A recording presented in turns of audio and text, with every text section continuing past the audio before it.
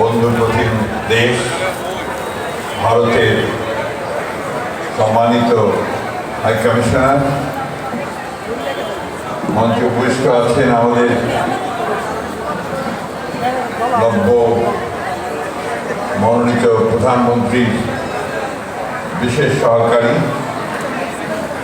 এবং আমাদের ট্রাস্টের প্রধান, সেই সঙ্গে সার্বজনীন পূজা কমিটির সম্মানিত নেতৃবৃন্দ, সকলকে সালাম, আদাব এবং নমস্কার।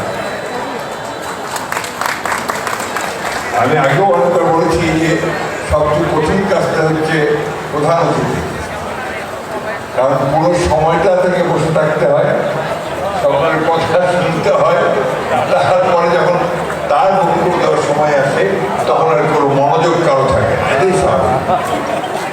আমি খুব সংক্ষেপে আমার দু চারটি কথা বলতে চাই।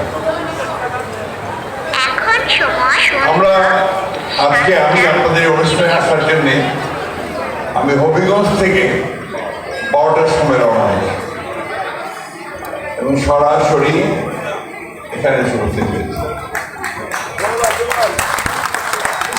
আমি ব্যক্তিগতভাবে শুধু নই, আমরা আমাদের দলের পক্ষ থেকে, সরকারের পক্ষ থেকে আপনাদেরকে আমরা আন্তরিক অভিনন্দন এবং শুভেচ্ছা জানাতে চাই যে আজকে একটা চমৎকার একটা প্রতিযোগিতার ভিত্তিতে আপনার অনুষ্ঠান করে আমাদের ছোট ছোট ছেলে মেয়েদেরকে উৎসাহিত অনুপ্রাণিত করেছে।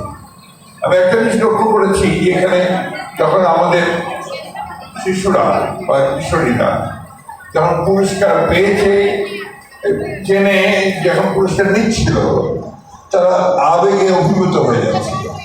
অর্থাৎ এই ৮০,০০০ প্রতিযোগিতার মধ্য থেকে বেরিয়ে আসা এবং তার মধ্যে থেকে পুরস্কার পাওয়া নিঃসন্দেহে অত্যন্ত কৃতিত্বের কাজ। আমি আশা করব এই ধরনের প্রতিযোগিতা আমাদের আরও হবে এবং তারা ভবিষ্যতে আরও ভালো করবে। প্রিয় সুধীবৃন্দ, আমি সুধীবৃন্দের মধ্যে আমার মেয়ে আমি অপর্ণা বসে আছে সামনে, তাকে আমি একটু স্পেশালি আপনার অ্যাড্রেস করতে চাই। সে সবসময় আমি দেখেছি যে এই ধরনের অনুষ্ঠানগুলোতে সে সবার আগে আসে এবং এই কাজগুলো সে সবসময় সমর্থন করে। একটি কথা আমি আপনাদেরকে বলতে চাই যে আমরা একটা বিশেষ একটা পরিস্থিতির মধ্য দিয়ে কিন্তু আজকে এখানে উপনীত হয়েছি।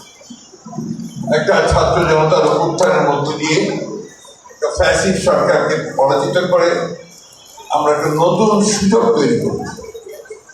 এই সুযোগটাকে আমাদের কাজে লাগানো দরকার। আপনারা নিশ্চয়ই লক্ষ্য করেছেন যে এইবার আমি যেটা বলি, যেটা সর্বদা বলেছেন, আমি বিভিন্নভাবে দেখি।